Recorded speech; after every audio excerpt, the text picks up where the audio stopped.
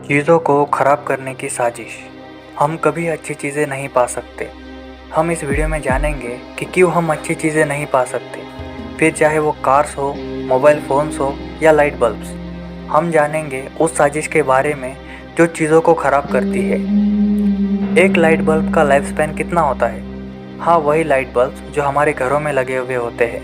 Usually 1 से 2000 घंटे, मतलब लगभग 83 डेज़।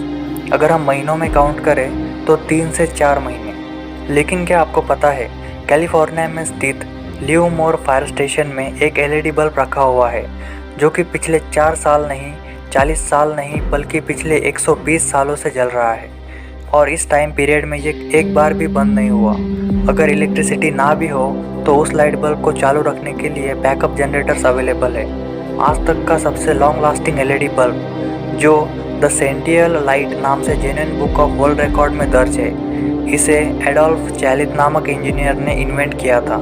लेकिन कोई भी कंपनी इसे मैन्युफैक्चर करने के लिए रेडी नहीं थी, क्योंकि ऐसा बिजनेस मॉडल बहुत टेरिबल लगता है जिसमें रिपीटेड कस्टमर ना हो।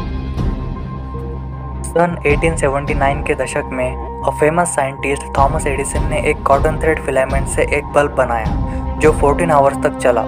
दूसरे इन्वेंटर्स ने प्लैटिनम और अलग अलग कार्बोनाइज मटेरियल से बल्ब बनाना शुरू कर दिया, जिससे कि बल्ब का लाइफ स्पैन बढ़ाया जाए। फिलामेंट को चेंज किया गया कार्बोनाइज से टंगस्टन मटेरियल पर, जिसका मेल्टिंग पॉइंट बहुत हाई है। ऐसे ही 1920 तक लाइट बल्ब का लाइफ स्पैन बढ़ता रहा।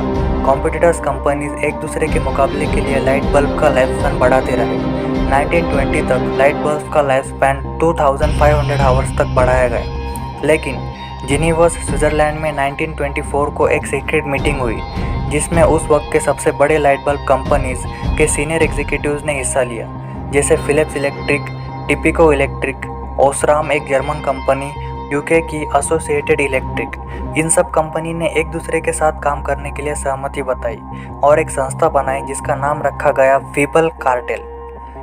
फीबल ग्रीक कल्चर में रोशनी के देवता का नाम है। अभी ये कंपनीज पूरे दुनिया की लाइट बल्ब की सप्लाई को कंट्रोल कर रहे थे। उन्होंने एक बात नोटिस की कि ये लॉन्ग लास्टिंग बल्ब उनके सेल्स पर बहुत असर कर रहे हैं।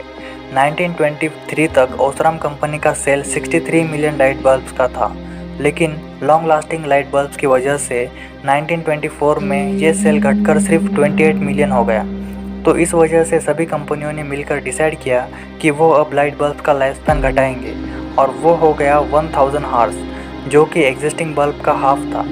इतिहास में शास्त्रज्ञ लाइट बल्ब का लाइफ स्पैन बढ़ाने के लिए तरीके खोजते थे, लेकिन अब कंपनियां लाइट बल्ब का लाइफ स्पैन कम करने के लिए जद्दोजहद करने लगी, और वो इसे करने में कामयाब भी हो गए।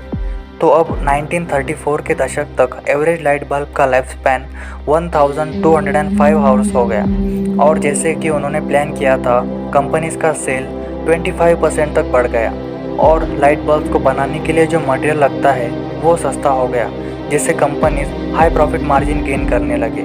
और इस तरह से हमने long lasting and high quality bulb को खो दिया। ऐसे ही बहुत सी कंपनियां हैं, उनके प्रोडक्ट्स का लाइफ स्पैन कम करते हैं और हम तक अच्छी चीज़ें नहीं पहुंचती। जैसे हम मोबाइल फ़ोन्स यूज़ करते हैं, कंपनियां जानबूझकर उनकी बैटरी का लाइफ स्पैन कम करती है।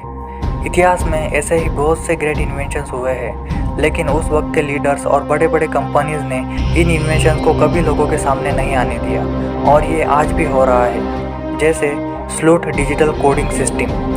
जब भी हम कोई स्मार्ट डिवाइस परचेस करते हैं तो सबसे पहले हम उनका स्टोरेज चेक करते हैं कि हम उसमें कितना स्टोरेज स्टोर कर सकते हैं। लेकिन क्या हो अगर मैं आपको कहूँ कि 128 GB जितना डेटा मैं 4 GB वाले स्टोरेज डिवाइस में स्टोर करने में कामयाब हो जाऊँ।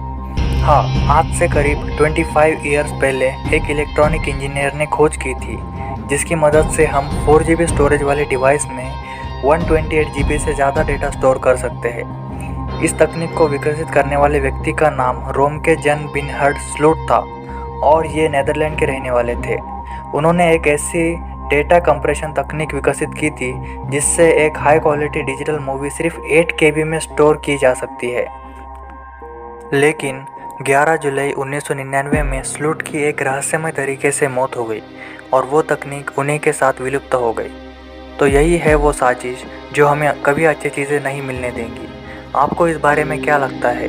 हम कैसे इस इन्वेंशंस को विलुप्त होने से बचा सकते हैं और जिसने उसको इन्वेंट किया उसको उसका लाभ मिलाकर दे सकते हैं। आपके थॉट्स हमें कमेंट के ज़रिए ज़रूर बताएं और चैनल को सब्सक्राइब करना मत भूलना।